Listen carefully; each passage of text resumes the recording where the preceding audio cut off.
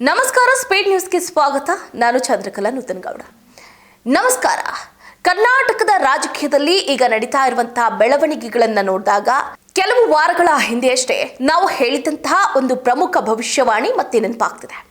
ಹೌದು, ಭವಿಷ್ಯವಾಣಿ ಅಂದ್ರೆ ನ್ಯಾಯಾಲಯದ ತೀರ್ಪು ಅಲ್ಲ. ಭವಿಷ್ಯವಾಣಿ ಅಂದ್ರೆ ಯಾರನ್ನಾದ್ರೂ ತಪ್ಪಿತಸ್ಥ ಅಂತ ಘೋಷಿಸೋದು ಅಲ್ಲ. ನಾವು ಅವತ್ತು ಹೇಳಿದ್ದು ಒಂದು ರಾಜಕೀಯ ಕಾಲಘಟ್ಟದ ಬಗ್ಗೆ ಮಾಡಿದ ಭವಿಷ್ಯವಾಣಿ ಮತ್ತು ವಿಶ್ಲೇಷಣೆ. ಅದರ ಮುಖ್ಯ ಅಂಶ ಏನು? ಹಳೆಯ ಪ್ರಕರಣಗಳು, ಹಳೆಯ ದಾಖಲೆಗಳು, ಹಳೆಯ ಆರೋಪಗಳು ಮತ್ತು ಹಿಂದೆ ನಡೆದ ರಾಜಕೀಯ ವಿವಾದಗಳು ಆಗಸ್ಟ್ ನಂತರ ಮತ್ತೆ ಸಾರ್ವಜನಿಕ ಚರ್ಚೆಗೆ ಬರಬಹುದು ಅನ್ನುವ ಮಾತನ್ನ ಸ್ಪಷ್ಟವಾಗಿ ಹೇಳಿದ್ವಿ. ಅದೇ ರೀತಿ ಇದೀಗ ಆಗಸ್ಟ್ ನಂತರ ಕರ್ನಾಟಕದ ರಾಜಕೀಯದಲ್ಲಿ ಮತ್ತೆ ಹಳೆಯ ಪ್ರಕರಣಗಳು ಮುನ್ನೆಲೆಗೆ ಬಂದಿದೆ.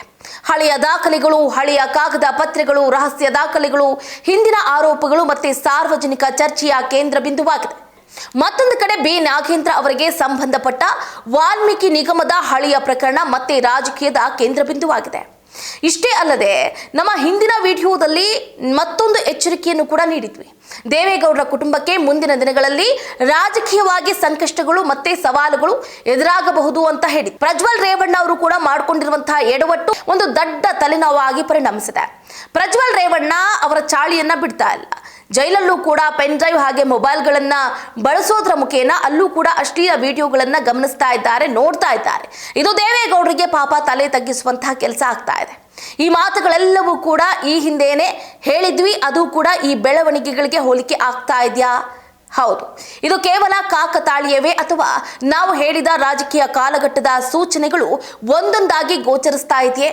ಇವತ್ತಿನ ವಿಶೇಷ ಕಾರ್ಯಕ್ರಮದ ಬಗ್ಗೆ ನಾವು ನಿಮಗೆ ಸಂಕ್ಷಿಪ್ತವಾಗಿ ತಿಳಿಸ್ತಾ ಹೋಗ್ತೀವಿ. ನೋಡಿ, ಇದೀಗ ಅತ್ಯಂತ ಪ್ರಮುಖವಾಗಿ ಚರ್ಚೆ ಆಗ್ತಾ ಇರುವಂತಹ ವಿಷಯಕ್ಕೆ ಬರೋದಾದ್ರೆ, ಅವರಿಗೆ ಸಂಬಂಧಪಟ್ಟಂತಹ ಅಂದ್ರೆ ಟೆಲಿಫೋನ್ ಕದ್ದಾಲಿಕೆ, ಟ್ಯಾಪಿಂಗ್ ಪ್ರಕರಣ ಈಗ ಹೊಸದೇನಲ್ಲ, ಇದನ್ನ ಬಹಳ ಬಾರಿ ಕೇಳಿರ್ತೀರಿ. ಆದ್ರೆ ಹಳೆಯ ಪ್ರಕರಣ ಮತ್ತೆ ಹೊಸ ರೂಪದಲ್ಲಿ ಸಾರ್ವಜನಿಕ ಚರ್ಚೆಗೆ ಬರ್ತಾ ಇದೆ. ಇಲ್ಲಿ ಒಂದು ಪ್ರಮುಖ ಬೆಳವಣಿಗೆಯನ್ನು ಗಮನಿಸಬೇಕು. ಅಂದ್ರೆ ನಾವು ಜುಲೈ ಅಂತ್ಯದಲ್ಲಿ ಹೇಳಿದ್ದೇನು, ಹಳೆಯ ದಾಖಲೆಗಳು ಹೊರಬಹುದು ವೀಕ್ಷಕರೇ ಅಂತ. ಅದೇ ರೀತಿ ಇದೀಗ ನೋಡಿ, ಜುಲೈಯಲ್ಲಿ ಹೇಳಿದ್ದು ಈಗಾಗಲೇ ಆಗಸ್ಟ್ ಅಲ್ಲಿ ಎಲ್ಲವೂ ಕೂಡ ಬಟಾಬೈಲಾಗ್ತಾ ಇದೆ. ಇನ್ನು ಒಂದೇ ಒಂದು ಪ್ರಶ್ನೆ ಬಹಳ ಮುಖ್ಯವಾಗಿ ಗಮನಿಸಬೇಕು. ಆ ದಾಖಲೆಗಳಲ್ಲಿ ಏನಿದೆ, ಯಾರ ಹೆಸರುಗಳಿದೆ, ಯಾವ ಅವಧಿಗೆ ಸಂಬಂಧಿಸಿದೆ, ಯಾವ ಅಧಿಕಾರಿಗಳ ಪಾತ್ರದ ಬಗ್ಗೆ ಚರ್ಚೆ ಆಗಿದೆ, ಯಾವ ರೀತಿಯ ಟೆಲಿಫೋನ್ ಕದ್ದಾಲಿಕೆಯ ಬಗ್ಗೆ ಆರೋಪಿಸಲಾಗಿದೆ, ಇವೆಲ್ಲವೂ ಸಾರ್ವಜನಿಕ ಚರ್ಚೆಯ ಪ್ರಶ್ನೆಗಳಾಗಿದೆ.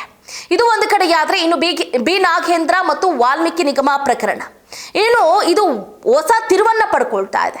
ಬಿ ನಾಗೇಂದ್ರ ಅಂದ್ರೆ ವಾಲ್ಮೀಕಿ ನಿಗಮಕ್ಕೆ ಸಂಬಂಧಪಟ್ಟಂತಹ ಹಣ ವರ್ಗಾವಣೆ ಪ್ರಕರಣ ಈಗ ಕರ್ನಾಟಕ ರಾಜಕೀಯದಲ್ಲಿ ದೊಡ್ಡ ವಿವಾದಕ್ಕೆ ಕಾರಣವಾಗಿತ್ತು.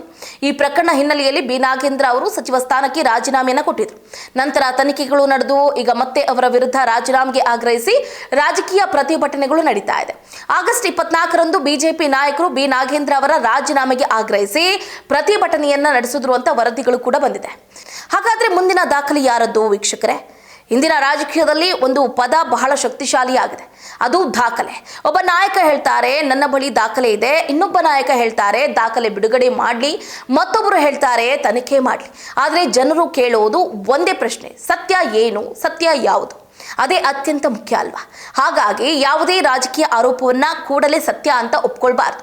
ಅದೇ ಸಮಯದಲ್ಲಿ ಯಾವುದೇ ದಾಖಲೆ ಹೊರ ಬಂದ್ರೆ ಅದನ್ನ ನಿರ್ಲಕ್ಷ್ಯ ಕೂಡ ಮಾಡಬಾರ್ದು. ದಾಖಲೆಯ ಮೂಲ ಏನು, ಅದರ ಪ್ರಾಮಾಣಿಕತೆ ಏನು, ಅದರ ಕಾನೂನು ಮಾನ್ಯತೆ ಏನು, ಅದರ ಬಗ್ಗೆ ತನಿಖೆ ಏನು ಅಂತ ತಿಳಿಸಬೇಕಾಗತ್ತೆ. ಇವೆಲ್ಲವೂ ಪರಿಶೀಲನೆ ಮಾಡಬೇಕಾಗತ್ತೆ. ಹೀಗಾಗಿ ನಾವು ಅವತ್ತು ಹೇಳಿದ ಭವಿಷ್ಯವಾಣಿಯ ಕೆಲವು ಅಂಶಗಳು ಈಗಿನ ಬೆಳವಣಿಗೆಗಳಿಗೆ ಹೋಲಿಕೆ ಆಗ್ತಾ ಇದೆ ಅಂತ ಹೇಳಬಹುದು. ಇದು ಭವಿಷ್ಯವಾಣಿಯ ಪರಿಣಾಮವೇ, ಕಾಕತಾಳೀಯವೇ ಅಥವಾ ರಾಜಕೀಯದಲ್ಲಿ ಸಹಜವಾಗಿ ನಡೆಯುವ ಘಟನೆಗಳ ಸರಣಿಯೇ? ಅದು ಕಾಲವೇ ಉತ್ತರಿಸಬೇಕಾಗಿದೆ. ಇದೀಗ ಅತ್ಯಂತ ಕುತೂಹಲಕಾರಿ ಪ್ರಶ್ನೆ, ಮುಂದಿನ ದಾಖಲೆ ಯಾರದ್ದು? ಯಾವ ಹಳೆಯ ಪ್ರಕರಣ ಮತ್ತೆ ತೆರೆದುಕೊಳ್ಳುತ್ತೆ? ಯಾವ ಹಳೆಯ ಕಡತ ಮತ್ತೆ ರಾಜಕೀಯದ ಕೇಂದ್ರಕ್ಕೆ ಬರುತ್ತೆ? ಯಾವ ನಾಯಕನ ವಿರುದ್ಧ ಹಳೆಯ ಆರೋಪ ಮತ್ತೆ ಚರ್ಚೆ ಆಗುತ್ತೆ? ಯಾವ ಪ್ರಕರಣದಲ್ಲಿ ಹೊಸ ತಿರುವು ಬರುತ್ತೆ? ಇವೆಲ್ಲವೂ ಮುಂದಿನ ದಿನಗಳಲ್ಲಿ ತಿಳಿಬೇಕಾಗಿದೆ. ಸತ್ಯವನ್ನ ಹುಡುಕ್ತಾ ಇರಿ, ದಾಖಲೆಗಳನ್ನ ಪರಿಶೀಲನೆ ಮಾಡ್ತಾ ಇರಿ. ಒಟ್ಟಾರೆಯಾಗಿ ರಾಜಋಷಿ ಕಾಲಜ್ಞಾನಿ ಕಿರಣ್ ಕುಮಾರ್ ಗುರೂಜಿ ಅವರು ಹೇಳ್ತಾ ಇರುವಂತಹ ಒಂದೊಂದು ಹೇಳಿಕೆಗಳು ಕೂಡ ಸ್ಫೋಟಕ ಭವಿಷ್ಯವನ್ನ ಪಡ್ಕೊಳ್ತಾ ಇದೆ. ಅಷ್ಟೇ ಅಲ್ಲದೆ ಎಲ್ಲಾ ಬೆಳವಣಿಗೆಗಳು ಕೂಡ ತನ್ನ ಅಸಲಿ ಸತ್ಯವನ್ನ, ಅಸಲಿ ಮುಖವಾಡವನ್ನ ಕಳಿಸ್ತಾ ಇದೆ. ಈಗಾಗಲೇ ರಾಜಕೀಯ ಬೆಳವಣಿಗೆಗಳಲ್ಲಿ ಅವರು ಹೇಳಿದಂತೆ ಎಲ್ಲವೂ ಕೂಡ ಸತ್ಯ ಆಗ್ತಾ ಇದೆ. ಇದಾಗುತ್ತೆ ಇವರಿಗಿನ ಅಪ್ಡೇಟ್. ನೋಡ್ತಾ ಇರಿ ಸ್ಪೀಡ್ ನ್ಯೂಸ್, ಸುದ್ದಿ ನಿಮ್ಮದು, ವೇಗ ನಮ್ಮದು.